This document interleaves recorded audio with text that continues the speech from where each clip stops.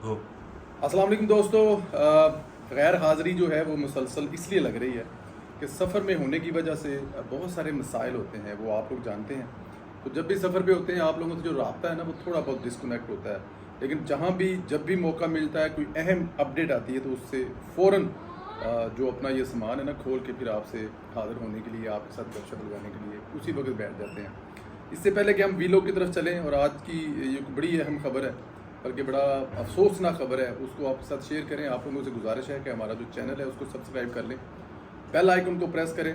जो कमेंट्स किया करने के बारे में कहा जाए उस पर आप हमेशा करते हैं, और जो हमारा फेसबुक का नया पेज है सोशल मीडिया टॉक शो 1, इसको ज़रूर सब्सक्राइब करें। बड़ी ही अफसोसनाक खबर है, इस पर बहुत दुख और तकलीफ़ है। आलम दीन मौलाना तारिक जमील साहब के साहबजादे की अचानक मौत की जब खबर मिली तो वो मुझे तो कम अज़ कम बिलीव नहीं हुआ। आपको पता कि हम लोग हर टाइम मोबाइल खोल के बैठे, जैसे ये खबर देखी तो मैंने, हमारे दोस्त हैं शकीब काज़म साहू साहब, वो मौलाना साहब के बड़े करीबी अजीज़ हैं, पुफीज़ाद हैं अगर मैं गलत नहीं हूँ तो हमारे। वो मैंने उनको फ़ौरन फ़ोन किया और मैंने पूछा जी मियाँ साहब ये एक मैं ख़बर देख रहा हूँ। तो उन्होंने कहा जी ये ख़बर ठीक है। तो मैं, मुझसे अगली मेरे मुंह से कोई बात निकली नहीं, और उसके बाद फिर सोशल मीडिया पे आप जो तो देख रहे हैं। सबसे पहले तो हम लोग मौलाना और उनके चाहने वालों से दिली ताज़ियत करते हैं। जो इनके जवान बेटे की मौत एक बहुत बड़ा सानहा है। इंसान को अंदर से जो ये जवान बच्चे की मौत होती है ना, वो इंसान को तोड़ देती है। लेकिन इस मौत पर भी पीटीआई गिद्ध की तरह सियासत करना शुरू हो गई है। जैसे ही वफ़ात की खबर आई, यूथियों ने सोशल मीडिया पर प्रोपोगंडा शुरू कर दिया और मौलाना बेटे को नामलूम अफराद ने कत्ल किया है। अच्छा, ये खबर जब मैंने सोशल मीडिया पे देखी, एक बड़े अथेंटिक अखबार, इंग्लिश के अखबार में थी, तो वहाँ पर भी उनकी भी हेडलाइन यही चल रही थी कि मौलाना के बेटे को कत्ल कर दिया गया है। और इस तरह का प्रोपोगंडा करने की कोशिश की कि जो उन्होंने बलूचिस्तान में फ़ौजी हेलीकॉप्टर करप्शन क्रैश होने पर किया था, यही इतने घटिया हैं। मौलाना तारिक जमील के साथ हमदर्दी करते, नरम गोशा रखते, इनका साथ देते, लेकिन इनके बेटे की लाश को भी नहीं बख्शा। और ये मेरे ख्याल में ये पहली दफ़ा नहीं हुआ, ये वतीरा है पाकिस्तान तहरीक इंसाफ, बल्कि ये कुछ सिखाया है इमरान खान ने। तो जो कुछ सिखाया है लीडर ने, जो उनके फॉलोअर्स हैं वो वही कुछ ही करेंगे।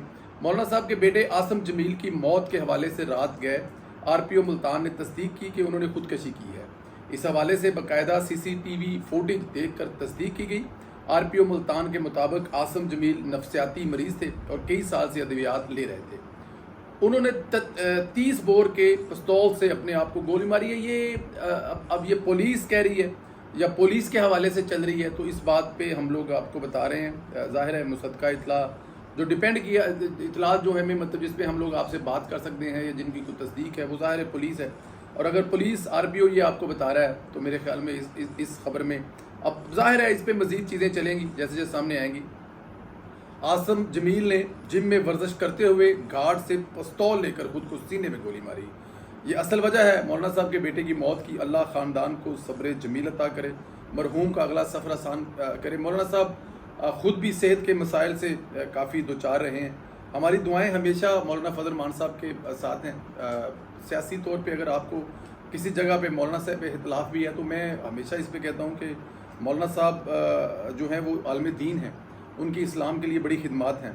अगर वो कभी इमरान खान साहब के करीब रहे हैं तो वो नवाज शरीफ साहब के भी बड़े करीब रहे हैं। अब ये देखें कि नवाज शरीफ साहब की बेगम जब इस दुनिया से वालदा साहबा वालदा साहबा जब इस दुनिया से कूच करके गई तो उनका जनाजा जो है वो मौलाना फजल मान साहब ने पढ़ाया था। तो मेरे ख्याल में इससे बड़ी और बात क्या हो सकती है कि वो हर सियासी जो है फैमिली उनके साथ है, और इसके अलावा भी उनके सबके साथ तलकात हैं। तो मेरे ख्याल में ज़रा ये अब थोड़ा सा इस पर पीटीआई को चाहिए कि ख्याल करना चाहिए, मौत पर कम अज़ कम इस तरह का रवैया इख्तियार नहीं करना चाहिए।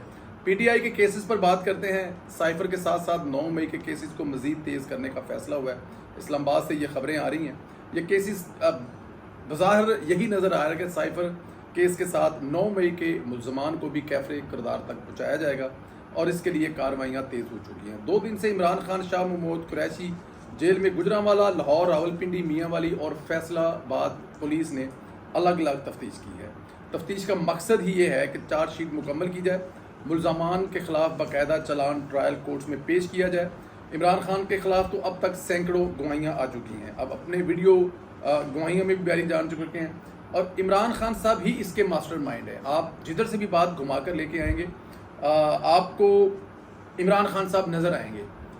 چاہے وہ شاہ محمود قریشی صاحب کا وہ بیان ہو، چاہے وہ عمران، آپ دور کیوں جاتے ہیں، عمران خان صاحب کا وہ تاریخی جلسہ جس میں وہ قوم کو اور انٹرنیشنل میڈیا تک وہ سائفر کاپی لہراتے ہوئے دکھا رہے ہیں کہ یہ وہ سائفر ہے جو میری حکومت گرانے کے لیے امریکہ نے جنرل باجوہ کے کہنے پر لکھا، یا جنرل باجوہ کو لکھا کہ اگر آپ عمران خان کی حکومت نہیں کرائیں گے تو پتہ نہیں کیڑی قیامت آ جائے گی. عمران خان صاحب پتہ نہیں کیڑے کو ایڈے تیر مار رہے سن کہ انہوں تو امریکہ نو خطرہ سی یا وہ دیکھ لو انڈیا نو خطرہ سی، یا عمران خان صاحب پوٹن دی حکومت، مطلب کیا اتنا بڑا کام تھا جو عمران خان کی حکومت کرانے کے لیے سکنا.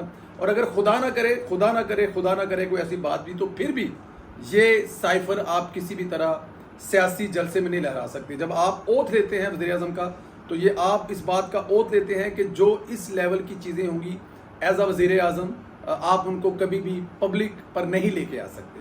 اور اس سے پہلے یہ ہوتا رہا، بھٹو صاحب پھانسی چڑھ گئے، بے نظیر صاحبہ جلا وطن ہوئی، میاں محمد نواز صاحب جلا وطن ہوئے، لیکن کبھی بھی قومی راز جو ہیں وہ کبھی میڈیا پر نہیں لے کے آئے. ان کو اپنے راز اپنے سینے میں چھپائے. لیکن عمران خان صاحب تو پھر عمران خان ہے. خیر، عمران خان کے خلاف اب تک جو گواہیاں ہیں ان کے مطابق تو عمران خان صاحب مجھے جاتے ہوئے نظر آ رہے ہیں. ادھر 9 مئی کے کیسز میں ہی رات گئے اہم کارروائیاں ہوئی ہیں، مزید کچھ گرفتاریاں بھی عمل میں لائی گئی ہیں، 35 مزید افراد کو بھی گرفتار کر لیا گیا. پولیس کی خصوصی تفتیش ٹیم نے 124 ملزمان کی فہرست تیار کی ہے جن کی گرفتاریوں کا سلسلہ جاری ہے. راولپنڈی میں 9 مئی کے واقعات کے خلاف مختلف تھانوں میں 19 مقدمات درج ہوئے ہیں. 9 مئی کے واقعات میں مجموعی طور پر 444 ملزمان گرفتار کر اڈیالہ جیل پیش منتقل کیا گیا ہے، اور جی ایچ کے حملے میں اب تک 75 ملزمان کو گرفتار کیا گیا. 444 جو ہیں وہ اڈیالہ میں ہیں، اور جی ایچ کے جو حملہ ہے، ظاہر ہے جی ایچ کے اوپر حملہ سب سے بڑا حملہ تھا. میں نے آپ کے اپنے ویلوگ میں کل آپ کو بتایا تھا کہ ہم عمران خان صاحب کے غصے کا شکار وہ عمارت، وہ بلڈنگ، وہ تاریخی قائد کا گھر دیکھ کے آئے ہیں. اس میں کوئی ایسی چیز نہیں ہے جو سلامت ہو جس کو باقاعدہ طور پر جلایا نہ گیا ہو، چاہے اس گھر میں فرنیچر تھا، چاہے اس گھر میں کھڑی گاڑیاں تھیں، اور وہ تاریخی گھر تھا، پاکستان بننے سے پہلے کا گھر تھا. وہ ہم اپنی آنکھوں سے دیکھ کے آئے تو جی ایچ کیو میں کیا حال کیا ہوگا جس کے وہ 75 لوگ اریسٹ ہیں. بٹ خیر، اس میں عمران خان صاحب کی جان چھوٹتی ہوئی نظر نہیں آ رہی. ادھر عمران خان کی اپنی پارٹی بھی ٹوٹ پھوٹ کا شکار ہے. گزشتہ دنوں آپ نے دیکھا اسد کیسر اور علی محمد خان عمران خان کے لیے NOR مانگنے کے لیے مولانا فضل مان صاحب کے پاس گئے تھے. یہ وہی مولانا فضل مان ہیں جن کو جلسوں میں کھڑے ہو کر عمران خان او فضلو کے نام سے پکارتا تھا. شاید ان کی والد کی عمر سے بھی بڑے ہوں گے، اور اس وقت وہ کہتے تھے کہ فضلو تجھے میں وہاں چھوڑ کے آؤں گا، تجھے میں وہاں چھوڑوں گا جہاں تجھے پانی نہیں ملے گا. لیکن کل مولانا فضل مان سے NOR مانگنے گئے تھے جس کو مولانا نے نہیں مانا، بلکہ یہ مولانا کو مانتے ہی نہیں تھے. اب فضل مان کو مولانا فضل مان کو مطلب مولوی نہیں مانتے تھے، اور کل اس کی امامت میں نماز پڑھتے ہمیں دکھائی دی ہے. خیر، مولانا نے NOR دینے سے انکار کر دیا. مولانا کہاں دے سکتے ہیں؟ مولانا ایک پارٹی کے سربراہ ہیں، جمہوریت ہے. اگر مولانا صاحب اتنا بڑا یو ٹرن لیں گے تو مولانا صاحب کے فالوور چاہے ان کے مریدین ہیں وہ کہاں جائیں گے، کیا کریں گے؟ تو مولانا صاحب یہ میرے خیال میں رسک نہیں لے سکتے. یہ ملاقات بھی PTI کے لیے کافی ذلت کا باعث بنی تھی، کیونکہ یہی عمران خان کہتا تھا کہ آرمی چیف کے علاوہ کسی سیاستدان سے گفتگو نہیں کروں گا، اور اب یہ غرور کا جو پہاڑ ٹوٹا ہے وہ ہم سب نے دیکھا ہے.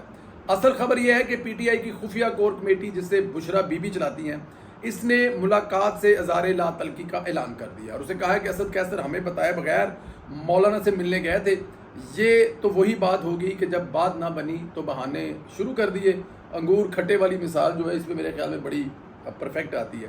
بہرحال علی محمد خان اسد کیسر سے متعلق میرے پاس کنفرم اطلاعات ہیں. انتخابات کے قریب جا کر دونوں PTI چھوڑ دیں گے. موجودہ حالات میں وہ بشرا بی بی کے گالم بریگیڈ، پتہ ہے وہ گالیوں والا جو بشرا بی بی کا بریگیڈ ہے، اس سے ڈرتے ہوئے یہ نہیں کر رہے، کیونکہ دیکھیں جو آپ کو جیل سے باہر نظر آ رہے ہیں وہ گرفتار نہیں ہوئے، وہ کنفرم پاکستان تحریک انصاف چھوڑ چکے ہیں. ان کی جو ڈیل ہے یا وہ جو باہر ہے وہ یہ ہے کہ ہمیں اس وقت تک کچھ نہ کہیں جب تک انتخابات قریب نہیں آتے، کیونکہ نہیں تو ابھی سے PTI کی جو گالم بریگیڈ ہے وہ ماں بہن کی گالیاں نکالے سے، تو یہ سوائے گالیوں سے بچنے کے لیے اور کچھ بھی نہیں. علی محمد خان، اسد کیسر، جو بھی لوگ اس وقت پاکستان تحریک انصاف کے لگ رہے ہیں لیکن وہ اندر سے چھوڑ چکے ہیں، اور وہ کسی بھی ٹائم چھوڑ سکتے ہیں. اچھا جی، اس وقت مری میں میاں نواز شریف صاحب جو اپنی فیملی کے ساتھ وقت گزار رہے ہیں، وہاں پارٹی کے معاملات بھی دیکھ رہے ہیں. اطلاعات ہیں کہ انہوں نے ملکی ہلکی پھلکی سیاسی سرگرمیاں شروع کر دی ہیں. مریم نواز کے ساتھ انہوں نے الیکشن اور ٹکٹوں کی تقسیم پر باقاعدہ مشاورت کی ہے، اور مریم نواز نے اپنی ورکنگ پر بھی میاں صاحب کو باقاعدہ بریفنگ دی ہے. مریم نواز صاحبہ کو ویسے بھی ہم نے ہاسے مذاق میں 4-5 دن کا ریسٹ کا بولا تھا، تو میرا خیال ہے کہ 1 ہفتہ جو ہے وہ ہو چکا ہے، اور مریم بی بی جو ہیں اب وہ دوبارہ اپنے ٹریک پر واپس آ رہی ہیں، اور مریم بی بی وہیں سے وہیں سے سٹارٹ کریں گی جہاں پہ یہ سارا معاملہ ختم ہوا تھا، کیونکہ آنے والے دنوں میں اس کو ظاہر ہے اس میں بریک نہیں ہے. جب میاں صاحب آ گئے ہیں، مریم بی بی آلریڈی کام کر رہی ہیں، تو بریک کہاں ہوگی؟ کیونکہ اس میں اگر بریک ہوگی تو ریلیکس ہوں گے تو اس کا فائدہ آپ کے مخالفین کو ہوگا. اس وقت آپ کا ورکر بہت زیادہ اگر دیکھا جائے تو وہ گرم جوش ہے کہ اس کو قائد کے آنے کی خوشی ہے، اور وہ یہ چاہتے ہیں کہ میاں محمد نواز صاحب مریم بی بی کے ساتھ ہر ضلع میں، ہر ڈسٹرکٹ میں، بلکہ ہر حلقے میں جائیں. ایسا تو ممکن نہیں ہوگا، لیکن اگر پنجاب کے وہ ہر ضلع میں بھی جائیں تو یہ 35 جلسے بن جائیں گے. لیکن اگر وہ گجرانوالے میں جلسہ کریں گے تو شیوپور ناراض ہو جائیں گے، فیصل آباد میں کریں گے تو سرگودے والے ناراض ہو جائیں گے.